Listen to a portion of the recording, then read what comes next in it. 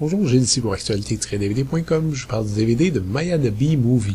Le film d'Alex Staderman est distribué par Phase 4 Films et présente en anglais les voix de Coco Jack Gillies, Cody Smith McPhee et Noah Taylor, sorti en magasin le 19 mai 2015. Maya est une petite abeille qui, à peine sortie de son alvéole, se retrouve déjà à contre-courant. Contrairement aux autres abeilles, elle s'émerveille sur des détails et questionne tout, préférant chanter et rire plutôt que de travailler bêtement. Lorsqu'elle est bannie de la ruche par une cruelle conseillère de la reine, la jeune Maya devra se faire des amis et éviter les embûches de la nature. On en apprend beaucoup parfois en faisant des critiques de films. En faisant une brève recherche sur l'historique de Maya l'abeille, j'ai été étonné d'apprendre que le personnage a été créé en 1912 dans le livre pour enfants The Biene Maya, écrit par le vénérable Waldemar Ponsels. Le livre a dû remporter un succès fort honorable en Allemagne puisque sa première adaptation à l'écran a été faite pas plus tard qu'en 1924 sous forme d'un pseudo-documentaire qui met en vedette de véritables abeilles et insectes afin d'illustrer les personnages du livre, une prouesse technique de microphotographie à l'époque. Pour moi, Maya l'abeille restera toujours associé à la série d'animation japonaise des années 70 et 80, dont le générique chanté par Nathalie Simard continue à hanter les mémoires de bien des spectateurs nostalgiques. Franchement, je dirais pas que c'était mon émission préférée quand j'étais jeune, mais Maya l'abeille était sympathique, attachant et bien conçu.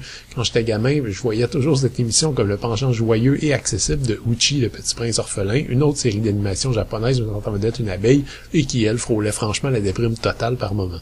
Faut croire que la série d'animation demeure encore aujourd'hui le maître étalon pour ce personnage. La nouvelle série, ainsi que le présent film d'animation en 3D, ont repris intégralement le design des personnages, bien que le joli dessin à la main ait laissé place à une animation de synthèse que je trouve malheureusement très fade. N'ayant pas lu le livre de Waldemar Ponsels, je peux pas juger de quelle adaptation est la plus fidèle.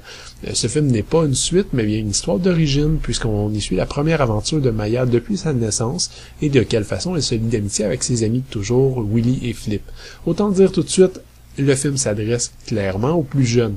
Ceux qui carburent à la nostalgie de la vieille émission ne trouveront pratiquement rien à se mettre sous la dent et ceux qui préfèrent leur film d'animation avec un soupçon ou davantage de références culturelles ou de blagues à double sens vont devoir chercher loin. Cette coproduction germano-australienne demeure premier degré à tous les niveaux et son héroïne principale est une enfant qui crie, rit et chante à chaque occasion. En bref, je pense que vos préados risquent de s'ennuyer ferme. Même d'un point de vue visuel, l'œuvre est décevante. Si certains décors de prairies en fleurs sont agréables à l'œil, l'ensemble reste, à mon avis, aseptisé et le design des personnages n'arrive pas à la cheville de l'animation à la main de l'époque qui l'emporte en termes, selon moi, de dynamisme, de spontanéité et d'expressivité.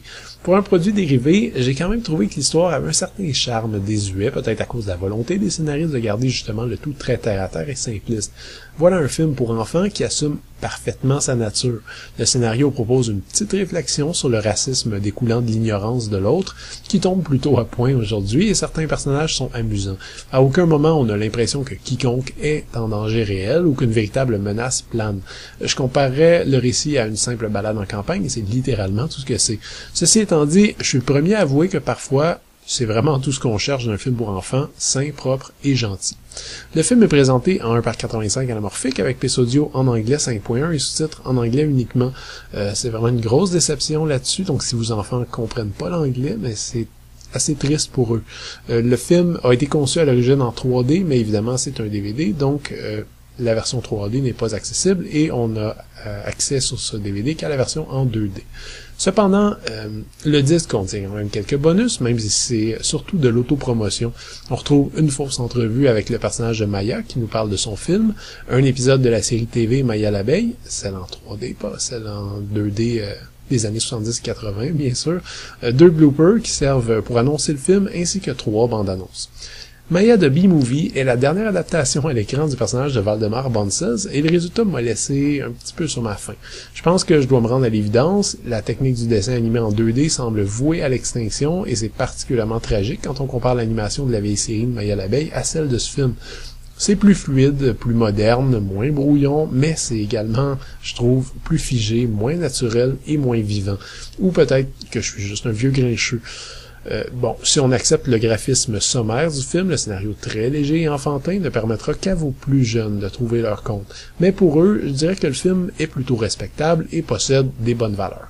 C'était Gilles, merci, bon visionnement.